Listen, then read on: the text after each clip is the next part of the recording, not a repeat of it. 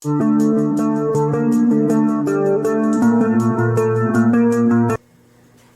in the house we have Joe Guthrie, and he's here to share with us what he thinks of self-development and how self-improvement has helped his life. Welcome to the house. Thank you for being here today. You're welcome. So please share with us, what do you think of self-improvement, self-development? Okay, so I think self-development is a way for you to overcome any adversary or what is the word I'm looking for? Adversity, yes. That's where it comes from, adversity. Okay, so yeah, it's a way of overcoming adversity and gives you that chance to do so. Awesome. And how has self-improvement helped you through your life? Okay.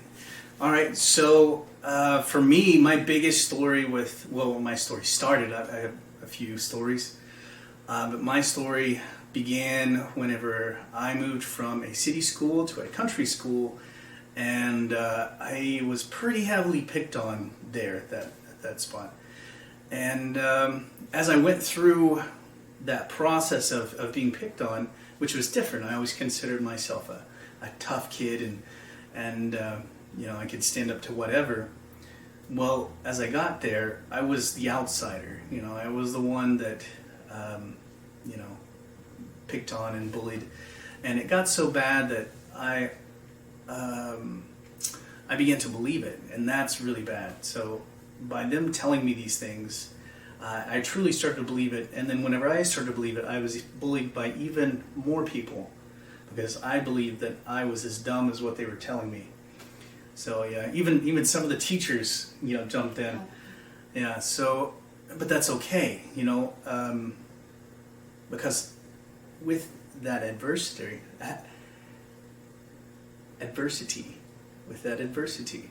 I became stronger. And I'll just finish the story. But as this was all happening, I became very depressed and very in dark places, and I felt like school was a prison, and there was no way to get out of it. And I completely understand all the kids that's out there that you hear about these school shootings. I was right there, man. It was like I had had my limit, and I was ready to be done with it all. And because you don't have no out. It seems like the world is just against you, and you're thinking you're just wishing. I was wishing and praying for a way to step out of this negative light in everybody's eyes, and even mine. I wanted to see myself as stronger than what I even saw myself at that time. And miraculously, a friend of my dad's, he came in and he offered to take us, their family, to a martial arts school. So we ended up going an hour drive to a Kong's Taekwondo, and on the way there, so this is how bad it was. On the way there, I remember we were almost there. My brother and sister started fighting, and my dad turns around and he said, "That's it, we're not going." And I absolutely lost it. Like I lost it. I started bawling there, and here I am, 14 years old, just bawling. And I said, we have to go. And I was too ashamed to tell my dad that I was being bullied. I didn't want him to think less of me. So he ended up, I think he understood. So then he took us, and I took it to it like a duck to water. I mean, it was magical. And from that point, I began training, and I trained, and it took like 2 to 3 months, and everything changed. I became more confident. I didn't need to be around anybody else. I was more focused on becoming stronger, and it gave me that outlet. It gave me that way to push past the negativity that was happening. And I noticed that not very many people made fun of me anymore. And it wasn't anything that I was doing to them or they were doing to me at that point. I think that they could tell that I was changing. And the last, after 2 months, 2 to 3 months, I can't remember, it's been so long. But I had one more altercation, and a guy came and pushed me up against the lockers. And I reached in, I put him in a wrist lock, which is a simple, easy technique. And threw him back into the lockers, and I said, you know, stop, no more. I was like, we're done. And I went to the buses, and then that was the last day that happened. Wow. Yeah. What message would you give, you know, anybody right now that is dealing through the same situation? Like maybe they are full of rage, anger, maybe they feel lost. Well, the way it takes, you have that energy built up in you, that rage, that anger, and you have to expel it some way. And it needs to be in a positive way. If you can get a punching bag, if you can yell it into the ground, if you can write it down on paper, however it takes, but that it is the energy that you have built up in your body that you have to expel, you have to get rid of. And if you don't, there will be it'll be negative. So with martial arts, for example, I got a punching bag, and I used to go down and I used to punch that bag bare knuckled because I enjoyed the pain, because at least I was feeling something back. You know, because you become this numb, dull thing inside, to where you just don't feel anything because it's been you've been conditioned to the negative so much that you just don't feel. And by hitting the bag, I'd start bawling again, like hitting the bag, just letting it all out. And I got to a point mentally where I was just so calm and collected and cool, and it didn't matter. Especially like when I started sparring, which it's full contact. You're able to release all that, and you're also able to get it dealt, like pain dealt to you, you know, getting kicked and punched. It was a good thing because I realized that it wasn't that bad. I was like, it's not something that I couldn't deal with. And it was me being more afraid, I think, of the unknown of what might happen. And so now that I know the worst that could happen by somebody way bigger and way stronger than the people that were doing the damage to me, then I know that I can do it back. But back to the question, is like, if somebody's got the anger, yeah, find an outlet, find a way. Martial arts is excellent. It worked for me. Find something that requires contact, physical exertion. If you like CrossFit, then get into CrossFit, because you're going to wear yourself out, and you need to expel that excess energy. Good to know. Now we know, you know, when we feel rage, know how to, it's just an idea how to get it out. Whenever you hear the word consistency, you know, what comes to your mind? Consistency. So consistency, I think of something on a constant basis, to become a disciple. And to do something, a disciple is something that you do every day. A discipline, it's a daily practice, something that you do every day. Yeah. So you think discipline is important, has been important in your life? Extremely important. A discipline is something that you dedicate yourself to, and you do, every day. That becomes who you are. Yeah. What are your thoughts whenever you hear the word mindset? Mindset. Okay. So my mindset is like,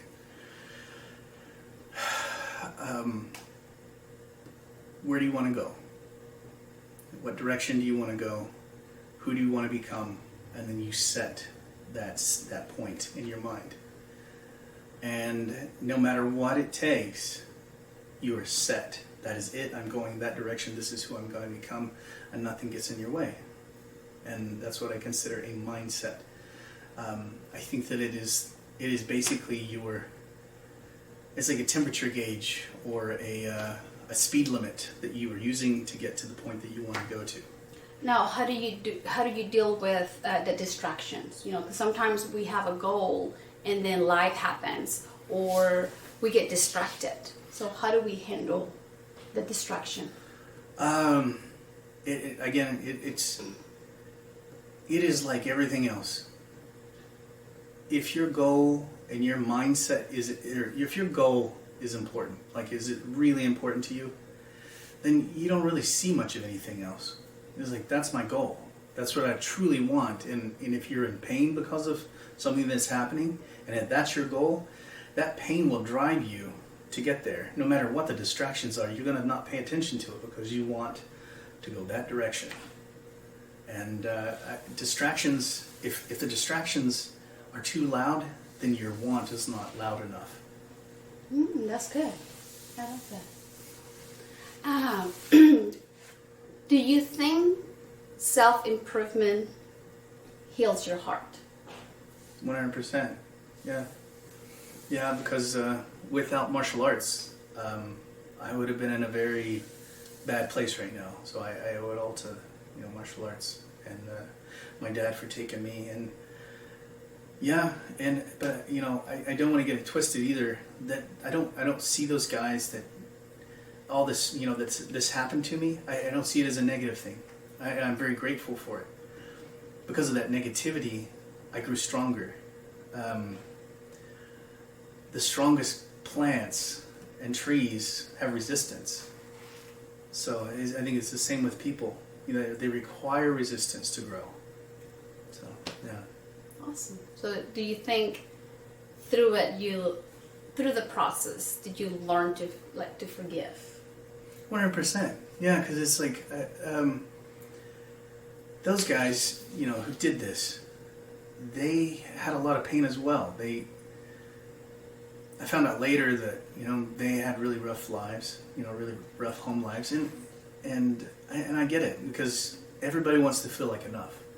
I believe that. I believe that everybody wants to feel like enough, and if they don't, then they're going to find somebody who's weaker and make them feel lesser, so they can feel like more. And I understand that, and I'm really grateful that it was me, because if I didn't get treated that way, then I wouldn't be who I am today. Awesome. Yeah. Yeah, I truly believe that our hard moments truly build our character. Right? Yeah. Pain teaches. Yeah. Yes. So, what do you think is the purpose of your divine self? Me personally, to help others. I believe that my divine self is here to help others who went through something similar as I did with that. To overcome their fears, help them overcome their fears, because I think that there's an underlying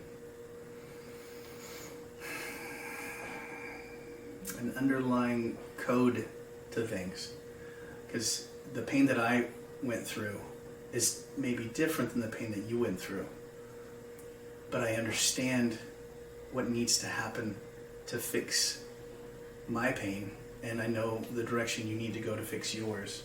And actually, it's not even really me, it's just showing you how to deal with it your way. Because if, say, you had a problem with health, I could tell you that you probably already know the way to fix it, but there's some kind of mental block, and that was the case with me and what I went through, of how to fix it, because you're so enveloped in what you're doing that you think that there's no way out, but there is a way out, and you already know it. You just don't understand what it is, because this is all you think about. You feel what you focus on, as what Tony Robbins says, and I totally believe that is true. And then if you're in a dark place, you can't see anything else but darkness. Awesome.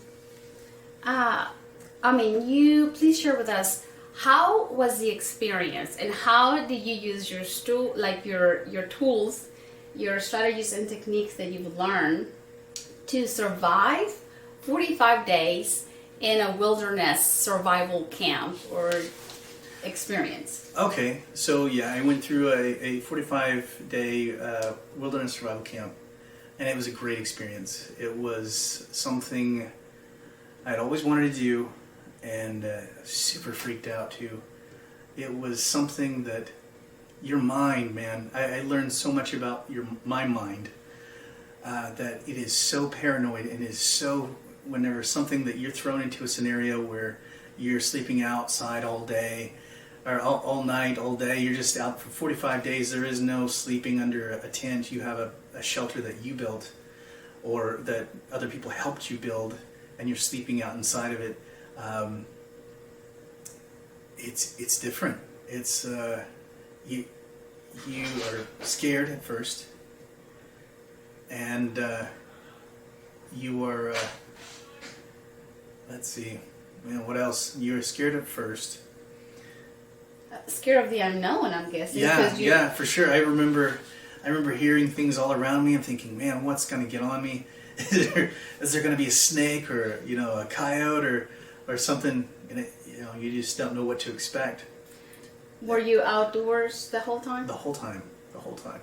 Yeah, we weren't allowed to go in or sleep in a bed.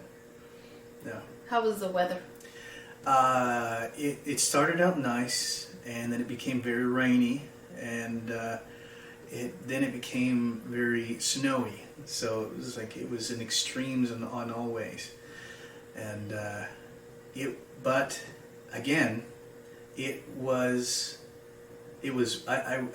did suffer, but I learned those sufferings. Like so I went outside, and went to get this guy who slept in, and he was supposed to be at the lesson. So whenever I did, I got rained on. And I ended up getting a huge blister on the back of my foot because as I was trying to dry my shoes later, the shoes caught fire. So my shoes burned up, and I had another pair of boots. So I put the boots on, and they were brand new. And so I wore those around, and it wore a hole in the back of my foot. And so the rest of the camp, about half the camp, I was dealing with that blister because all I had was those boots. And I would wear 2 pairs of socks and all I could do to try to fix it. But I was limping the whole way. And anyway, it was up and down, and I just decided, I was like, you know what? No matter what happens, I don't care if I die, I'm going to finish. I was like, my mindset was that. It was like, I told multiple people that. It's like, I'm scared. I was really freaked out. I didn't know. My mind was playing so many tricks, and I wasn't the only one that this was happening to, but I thought, a wilderness survival school? It was like, what are they, some kind of hidden secret group that was trying to recruit me, or wanted to draw me to some kind of militia or something, and there was multiple guys that was thinking the same thing. And I remember seeing a guy, and I was like, are you guys actually here? You paid to do this, and you're going to try to recruit me? And this was a fellow student, and he was like, I was thinking the same thing about you, man. So it was entertaining. Yeah. What was your the learning lesson? Okay, so man, I learned so much, and they would teach us stuff, but it wasn't the teachings that I learned so much from. It was the doing things wrong. I learned so much by doing things wrong, and whenever I do things wrong, I learned that because the pain is more if you do them wrong, so do them right. And so I do them right, and less things would go wrong. Because I remember one night I was sleeping out. I had my own shelter, and then the fire was going, and I was warm and comfortable. And I thought, well, I don't have to go get more wood right now. So I went back to sleep, and then woke up, and I was freezing. So then I had to get up. I had to go get my saw out, and I had to go and cut wood because I was literally shaking the whole time. My hands were just... Was it dark? Oh, it was completely dark. We had headlamps. We got to use a headlamp, which was nice. But if you could find it, which I kept mine very close so I have access to it. And then let's see, I got the fire going. So then the next night I knew I need to cut firewood. So I knew now because I had suffered. And then another one was I didn't want to get up and go use the bathroom in the middle of the night. And it's weird. You sleep different. Like I was a very light sleeper out there, and I remember I didn't want to go to the bathroom because it was so warm, and it was cold out, like if I got outside the fire. But then I learned it was better to go and use the bathroom, because then it's like you go to sleep and there's no more problems. So it's just like facing that pain, that initial pain, and getting past it, and then moving on. Awesome. Yeah. Awesome.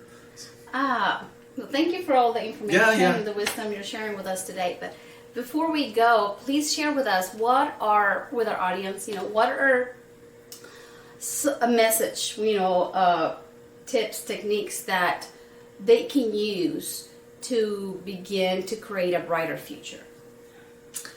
Okay. Pick what you want. And that is one of the hardest things that you will ever do. Pick what you want to do. Look at it. Ask yourself, is this truly what I want? And then write that down.